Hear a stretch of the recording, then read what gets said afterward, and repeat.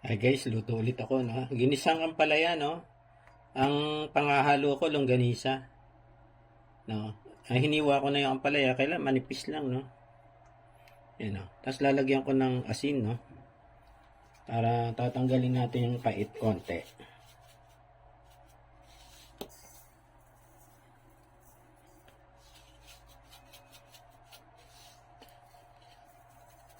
Tapos lalagyan ko ng tubig.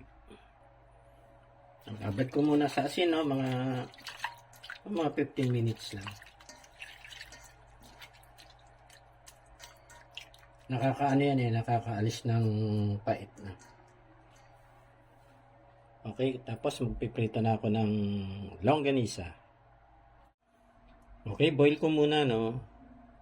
Para madali lang tanggalin yung mamaya.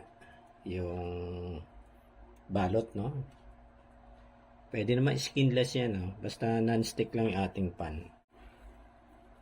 9. So, yun yung 6. Tigdalawa kami. Tapos itong 3, ihahalo ko dun sa ampalaya. Ito na guys, yung aking longganisa, no? Nag-dreads cornstarch, no? Ilagyan ko lang ng konting asin at saka itong paminta. Bago ko pala prituhin, no? I-prepare ko na yung aking onion at saka garlic, no? Para tuloy-tuloy na ako mamaya dun sa ginisang ampalaya. Ito na tayo.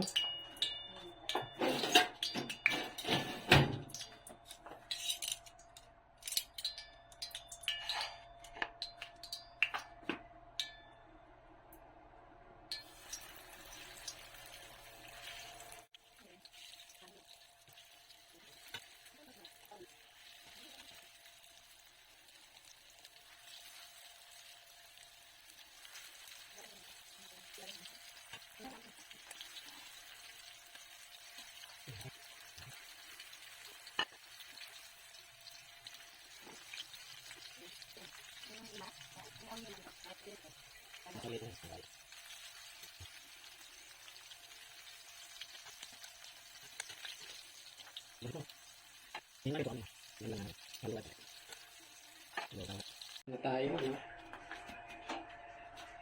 Ito nga pala yung pinrito ko, no?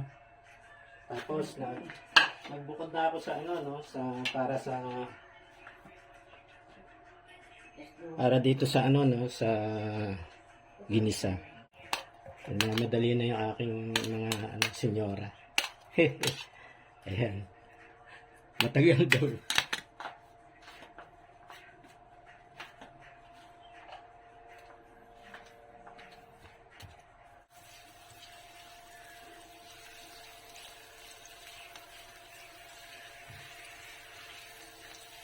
Tsaka meron ng pang-balance to. Anong ko yung longganisa medyo matamis eh. So hindi na ako maglalagay na asukal dito. Okay, tapos lagay ko na itong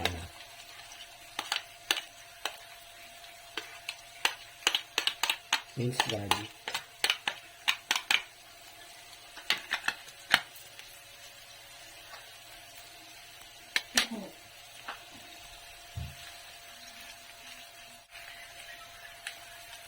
Kamatis.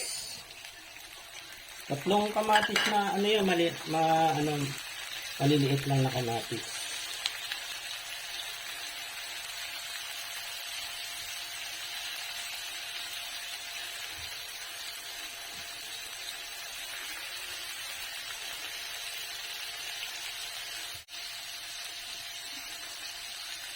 Lagyan natin ng konting sabaw. Konting-konti lang. Tapos sangkuksa lang natin kamatis para madurog mamaya. Mga 3 minutes lang. Yan. Okay. Okay.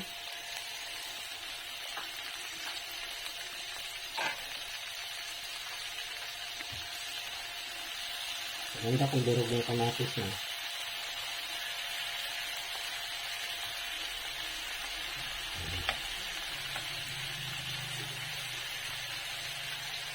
Okay. Lagay ko na tong ano, no. Balik ko na pala tong longganisa.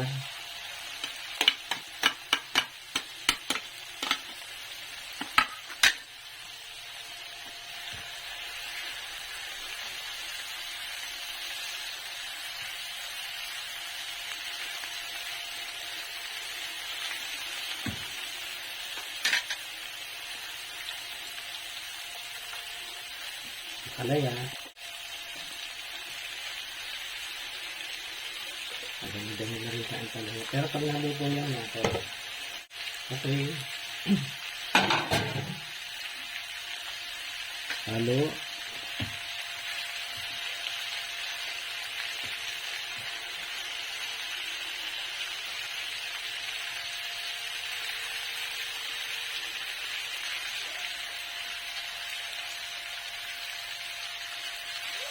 Halo-halo.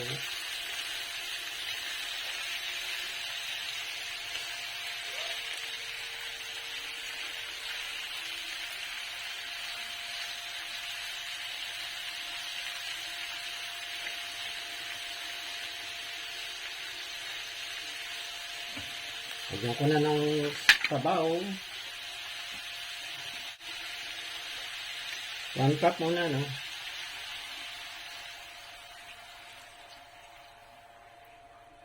Dagdagan ko ng konti. 1.5 cup. Yan.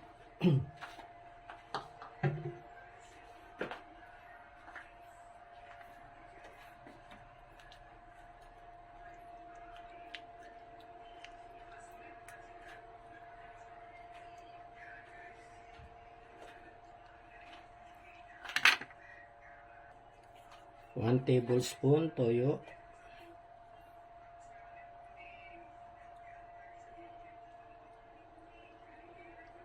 1 tablespoon muna. Yan.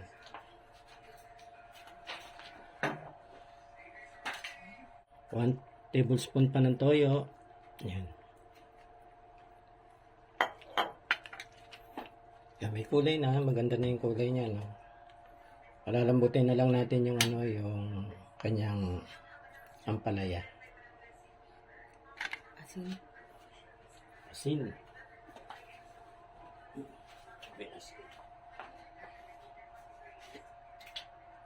Konting asin.